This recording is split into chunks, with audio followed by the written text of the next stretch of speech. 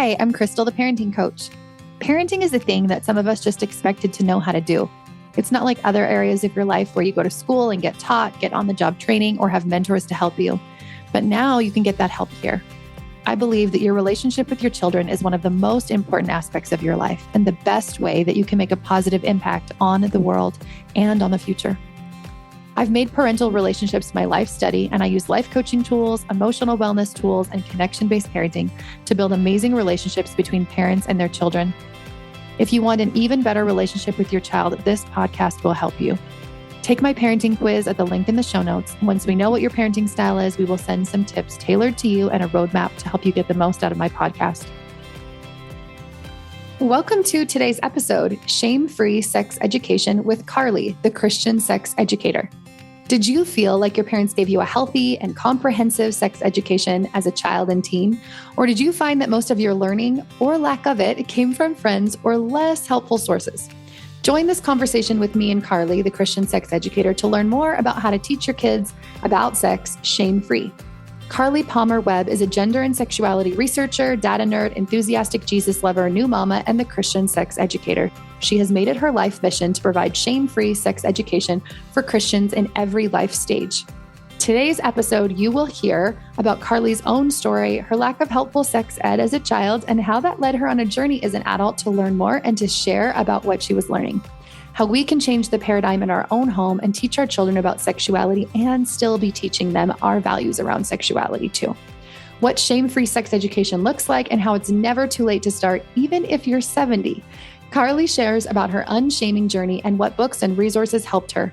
If you love this episode, I would love for you to share it, like, subscribe, add a review, do all the things, and make sure you scroll down to the bottom of the show notes and check out the links and resources.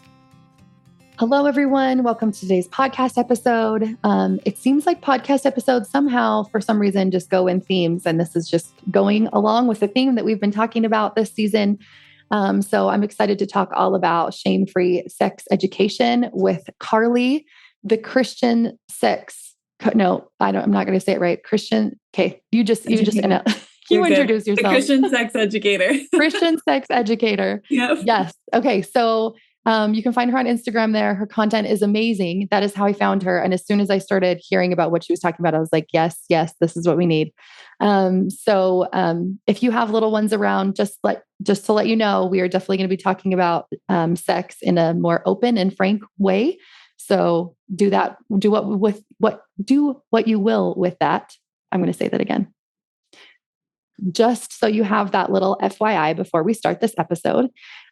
So thank you so much, Carlie, for being here. And why don't you tell us a little bit about how you got started in the shame-free sex education kind of space, and especially within the Christianity sphere? Sure.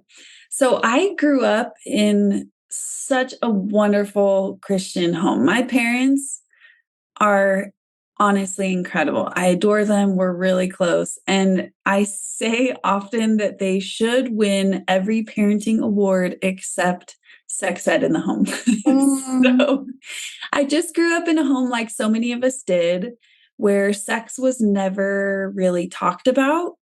We kind of pretended like it didn't exist. We're like, if we don't say it, somehow they'll figure it out. Right. Yeah. Even to the point where body parts weren't really talked about. I didn't know the correct name for my genitals or things like that growing up. We didn't really talk about periods. I learned that periods were a thing at 4th or 5th grade menstruation or maturation day that happens at school. That's when I learned that I would have a period. It just wasn't a conversation in my home. There were some occasional moral conversations or religious conversations, like I actually don't even remember the word sex being used, but maybe, intimacy is saved for marriage. Or that like having a baby or something later. Right. Yeah. Right. But mostly nothing. So as I got older, I mostly learned about sex from my friends at school who were sexually active or who were having conversations with their parents, even if they weren't sexually active. And that was my sex ed experience, plus some, don't do it at church. Yeah. Which for me was mostly a facilitator for shame only because I didn't understand what I wasn't supposed to be doing. And so I just felt guilty about pretty much everything because I thought maybe everything was wrong. I had my first kiss when I was in high school, and it was like the most innocent little peck, like awkward little peck. And I felt guilty about it for so long because I thought maybe I had done something wrong. I just didn't know. Oh my goodness. So then when I went to college and really came to terms with the fact that I did not know what I should, yes, I tried to start educating myself. But doing that as a Christian was really difficult because there wasn't a lot of content aimed at people who were religious and had some moral convictions about sex, but still wanted to be educated. There are a lot of books, many of which I might not recommend, targeted towards Christian couples, but nothing really for singles. And I didn't get married until I was 28. So I just kind of decided to pursue an education to become the sex educator that I wished I would have had, and kind of at the same time educate myself. So like you gave yourself your own sex education, right, while you were spreading all of the information to everyone else. I love this. Right. So that's what I did, human development for undergrad, and kind of dabbled in the healthy sexuality research space during undergrad, and then decided to really commit to it for grad school, and did human development again for graduate school, but focused on healthy sexuality research. Amazing. So you literally were like, I'm not just going to like watch some YouTube videos on it. I'm going to like go to grad school and get a proper education about all of this. That's amazing. I love that that's what you decided to do. And I feel like my home was similar in that there was not a lot of discussions about it. There was not a lot of like proper terminology about anatomy. And my parents felt like it should be taught in the home. So they would pull us out of like the sex ed classes at school because you could like opt out of them. And so I kind of felt like I was like, I'm missing something, but I don't really know. And I definitely felt underprepared when it came to my period. Like, maybe there was discussions about it and I just didn't know, but I remember being blindsided when I got my period. Like, I remember being like, what is this? What's happening to me? Am I dying? I don't know. Like, I'm sure we'd had some conversations previous to that, but I didn't know. I felt like I didn't know anything. And going into high school as well, junior high and high school, dating a lot of different people, meeting a lot of different people, learning more about sexuality, but not from the home for sure. And definitely a lot not from a Christian perspective. So what would a proper sex education look like? So if you were to go back and you were like, I didn't really learn these things. Well, I guess you are going back and doing that because you have your own baby. So these are probably questions you've asked yourself. What do you hope for? What do you hope in teaching your child, and what would that look like right from like day one to adulthood? Yeah. I think one of the major things is I wish it would have been, and I hope this for my kids, that it's an ongoing conversation. We're kind of past the days of the talk. Especially because children that are growing up now are exposed to way earlier because of technology. So we're no longer in a place, whether or not it used to be a good idea to have one sit down talk with our kids. My kids are older, and my two oldest, I was like, read all the books that was like, have this big conversation. And then a girlfriend of mine were chatting about it later. And I was just like, not only was it so awkward and so much pressure for both of us, but she was like, well, if you make it this big experience, then every single time they're going to like, they feel like they have to make it this big experience to ask you just like little questions. Right. And I was like, oh my God, I did it wrong. I always tell my teenagers that. I'm like, but that's what everybody did. Right. Yeah. You know, that was the norm when your kids were that age. So, I mean, no blame there, but it is so important to make it an ongoing conversation, not only so that it feels a lot less intimidating for your kids, but also like you kind of alluded to, so that they feel comfortable coming to you. This is a normal thing that we talk about in our home. No question is off limits, and you can come to me anytime. You can ask me about any word, anything that you've heard, and you're not going to get in trouble for asking questions, right? So an ongoing conversation is important. And you mentioned what I would hope for, like from the get-go. My baby is 5 months old, and I'm already practicing with him, not talking about sex, but we're talking about body parts, correct anatomical terms. He doesn't understand yet, but it helps me to get used to saying like, okay, now I'm going to wash your penis just the same way that I do. Okay, now I'm going to wash your belly or your arms or whatever, It's good practice to start those kinds of conversations early. So that's one piece, is I wish it would have been more consistent across my lifetime. And that's what I hope for my kids. Another thing is shame. Removing shame from conversations about sex and sexuality is so, so powerful. And it can feel tricky to do that, especially for people who are coming from a religious background or who feel really strongly about their moral beliefs around sexuality, like I do. It can be hard to figure out, when all you've learned is shame-based sexuality, how to do it differently for your kids. But that's a huge piece that I wish would have been present in my home growing up, and one that I'm trying to put into practice in our home now. Yes. And this is tricky to do. I've had other people on my podcast. I'm thinking back on my conversation this season with Dr. Jennifer Finlayson-Fife. So if anybody is listening to this, I would go listen to that one. And we specifically talk about pornography and social media and screens in teens. And one of the big tips that she gave for us when it comes to this about how to take shame out of sexuality is like, you have to do your own work first, right? Like if I'm feeling a lot of shame around my own sexuality and I'm not comfortable with myself, my anatomy, my body, sex, then it's going to be really hard for me to have those conversations, and not like don't have them. I had another expert on in the past who was awesome, Emily Christensen, and she said like, do it awkward. Like that's kind of like the tagline, like just do it anyways.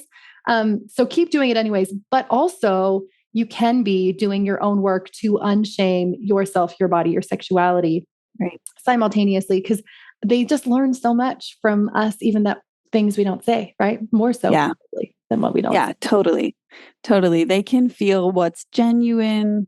They can tell how we feel about these conversations. Yes. I remember talking to my son we were having a conversation about pornography. And in my mind, I'm like, this is so awkward. Like, this is never something I talk to my parents about ever. I don't even know what to say. And I just decided, I was friends with my friend Emily back then, and she was just like, just do it awkward. I'm like, okay, so I'm just going to do this. And I even started out with, this is really uncomfortable for me because my parents did not have conversations like this with me. And it has been something that's been awkward for me, and I don't want it to be. So I'm going to keep talking it out. And so then I just did, and I had these regular conversations with him. And I will say that one time we were conversing about it like weeks later, and we'd had pretty regular conversations. And like, I feel like I was still pretty awkward every time I would like have these regular conversations, but I was like committed to like, we're going to have regular conversations about all things sexuality. And I told him one time, like, oh man, this is still so awkward. And him and my husband both turned to me and they were like, it is? But like, I couldn't even tell. Like, it seemed like you were so normal, like just conversing about it. Got in the hang of it. Okay. I was like, good. That's good to know. Like, so it's not all just like, I'm not giving him all just the emotion that I'm feeling in that moment too. Yes. And we just had so many good conversations where I could really like answer questions and lay it all out. And then I kind of go into these modes where I like forget about it and then don't talk about it at all. And then I'm like, oh yeah, right. Sexuality. Whoops. Okay. So normal. So normal. Yeah. But I also want to point out, I really love the approach of saying to your kid, this is hard for me. Like my parents didn't do this. This is new for me. It's going to be kind of uncomfortable for me at first too. But then saying, I don't want it to be. So if you are in the place where you're needing to do it awkward, I think that's a really good way to share at least the belief that it doesn't need to be awkward. You don't want it to be awkward for them. And it's going to get less awkward as we practice. But admitting that it's hard for you, I think that's great. I love it. Yeah. And when you did all this work, so you did like your degree, then you did your master's. At what point did you get married? Because I'm curious if it made a difference in your own personal sex life, if that's not weird to ask you, because you were already so prepared from doing all of your own research. Yeah, I got married after I graduated from graduate school. Okay. So did it make a difference? Yes. Yes. I will say I had so much shame to unpack around sex and sexuality. And not just that, but also broader religious shame that I was working through. Mm-hmm. Me and Jesus were doing some work, but yes. Oh, amen. When I got married, I was still obviously a total beginner. I had chosen abstinence before I got married, but at that point, I felt really empowered to educate myself. I had already done a lot of educating myself, but I also knew where to look when I had other problems. I knew what resources to seek out, which was helpful. And I could do that without shame. So I knew that if I experienced any pain, or if I was struggling with desire, or if we were just trying to navigate a discrepancy in desire, or trying to figure out pleasure in our sexual relationship, I knew that it was good for me to seek out education, to find resources, to talk to my husband about it really openly. And that was so helpful. I think for me, if I would have gotten married or transitioned into sexual activity several years earlier, I would have had to do a lot of work within marriage to get rid of the shame around sex. Yes. In research, it's sometimes called good girl syndrome. I think it was coined by Dr. Laura Brotherson. Is that right? I don't know, but I've heard that. Anyway, she talks about it. I'm not sure if she initially came up with good girl syndrome. It's not just something that girls or women struggle with. But sexual shame as adults and as married adults who are living in a way that aligns with their religious beliefs, there's still so much shame there for so many people. So I definitely think the education piece was helpful for me. Okay. So spinning off that question then, what are educational resources? So if people are looking to either learn more to kind of unshame their own sexuality, or want to learn more about this in a shame-free way, or learn more about teaching their kids it, what are those resources that you would direct people to now? Well, it kind of depends on life stage and what they're currently wanting to learn. This is going to be tooting my own horn a little bit, but one of the reasons that I created the Christian Sex Educator courses and just the free resources that I have was because I felt like there wasn't very much education aimed towards singles who were currently choosing abstinence, but still wanted to unshame their sexuality, still wanted to be educated. Oh, that's so good. If you're single, I have a lot of resources for singles that can be helpful. People who are engaged and preparing for a sexual transition and married, there's a lot more resources. So some of my favorite books, some of them are Christian, some of them are not.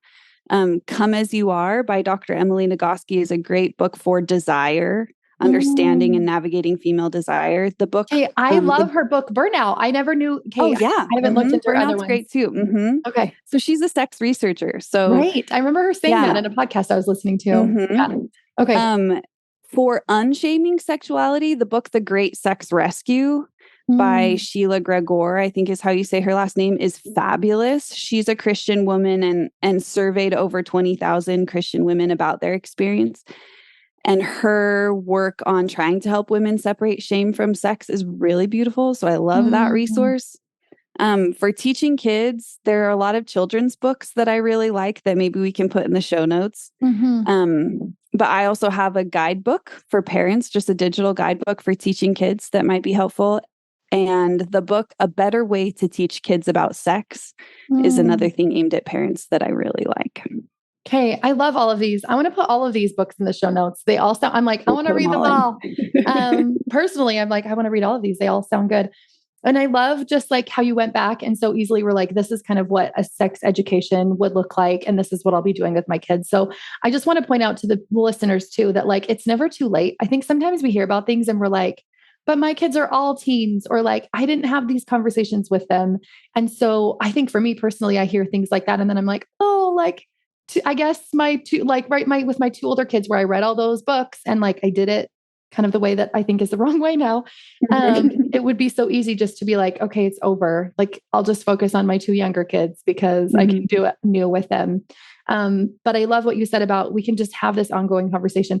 In fact, so many times I sit my kids down and I'm like, so you know what? I was totally wrong about this thing that I've been like, how I've been doing this thing for a long time. I did that with parenting years ago.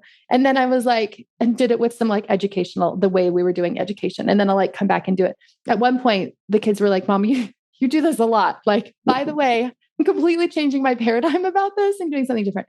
So just have that kind of a conversation where you're like, you know what, we haven't done this before, but it's really important to me. My mom, I don't know if my mom's listening to this podcast, this will be funny if she is, but she sent me a couple like messages and was like, you know what, we didn't really do a very good job at this. And like, I just wanted you to know that we didn't. And here's some Instagram pages that have been really helpful. And I think they'll be really good. And I was like, thanks, Mom. And I was kind of like, yeah, I kind of knew that it wasn't the greatest job. I also didn't do a great job with my first few kids. But I love what you said about like, we can do the work now and we can unshame. I love the idea of unshaming our own sexuality, because then it will come more naturally. The conversations won't seem forced like they sometimes do when I'm doing them. I feel like it just anytime that we unshame a subject, it just makes it so much more open for conversation. Definitely. I actually had a mom reach out to me who I'm assuming is in her late 50s, 60s, maybe later. But she reached out to me a few weeks ago and said that she was learning now, she's a grandma now, that she didn't do a good job of having these kinds of conversations with her kids. And so she talked to her grown children and said, you know, this is something that we didn't really talk about, just like you're saying. And I want better for you as adults and for your children. So she reached out to me to ask if she could buy like a gift card for a couple of my courses for married couples and then for the kids guide so that she could help her kids teach their kids in a better way. And I just thought, you know what? That is evidence that it's never too late to start. You know, her kids are grown and married, but she's still trying to do a good job in this space. And I just thought that was so beautiful. Really, that is beautiful.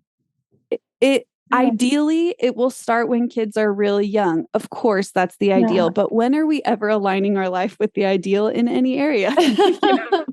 We're all learning. We're all growing. I am going to get to the point when I have teenagers and I'll look back and be like, ooh, I really could have done a better job with their sex education.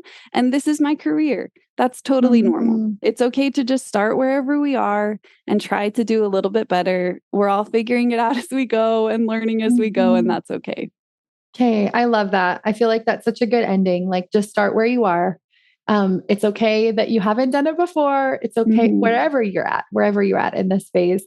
And even just start small. Like if like the idea of like having conversations with your kids about this, like puts you into a panic attack mode, like maybe just grab a book and start like reading through it on your own, like start doing that work if it feels too much pressure to have those conversations.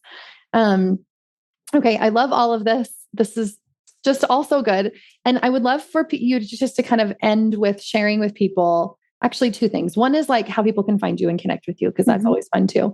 But then also just like one last little tip that you'd give to people, or it doesn't have to be just one, but one last little bit of advice where we're all kind of on this unshaming sexual journey together. What would you want to tell us all? Well, that's a big question, but we'll start with where they can find me so I can have a minute to decide what I'll share. Okay. Everything for like all my social and website stuff is the Christian Sex Educator. So I'm Christian Sex Educator on Instagram. My website is thechristiansexeducator.com.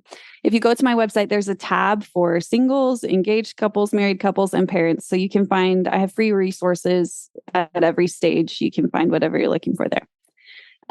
One last thing that I will share, I think something that I wish that I would have understood much earlier that has really helped me in my unshaming journey is that this part of me that desires sex and is curious about sex. Some of you are like, I would like to desire sex, but I don't. It's okay if you're there too. But the part of us that enjoys it and can experience pleasure is so good. And that part of us was, I believe, intended to be a gift. And because we have attached shame to it, we often don't get to enjoy it as the gift that it is. So I would say if you're working on this shame journey for yourself, or you're trying to help your kids with the same thing, I would focus not just, as we often do, especially in religious circles, on unhealthy sexuality. So we don't want to just learn about behaviors we want to avoid. We also want to educate ourselves about healthy sexuality. What does a healthy, happy, pleasurable sexual relationship look like? What can it be? What does embracing my sexuality, which we hear sometimes, what does that actually look like? What could I experience if shame wasn't a part of it? And I think if we focus on that part of the education, in addition to trying to avoid sexual behaviors that we don't want, I think that can help a lot. So when you said that, I just felt it in my heart. Like, I was just like, oh, I can feel the truth of the words that you're saying right now. And I love it when that happens, especially when it happens on the podcast, because I'm like, oh, I really just bring on people that I want to learn from. And I'm like, it's awesome that I get to learn so much. So thank you. Thank you for ending on that sweet note. And just if you're listening, there's nothing wrong with you at all. We're all humans. We're all just learning this, figuring it out. And there's nothing wrong with you. If you've never taught your kids anything about this before, we're all on this journey together. And I love that we have these amazing people that we can find so much inspiration from on social media. I know there's some like negatives about social media also, but there's so much good out there. And I love filling my feed with the good. And I'm so grateful that you are one of those. So thank you for doing the work. You're so sweet. Thank you so much. And thanks for coming on the podcast today. Yeah, it was so good to be here. Thanks for listening. If you'd like to help spread this work to the world, share this episode on social media and tag me. Send it to a friend or leave a quick rating and review below so more people can find me. If you'd like more guidance on your own parenting journey, reach out.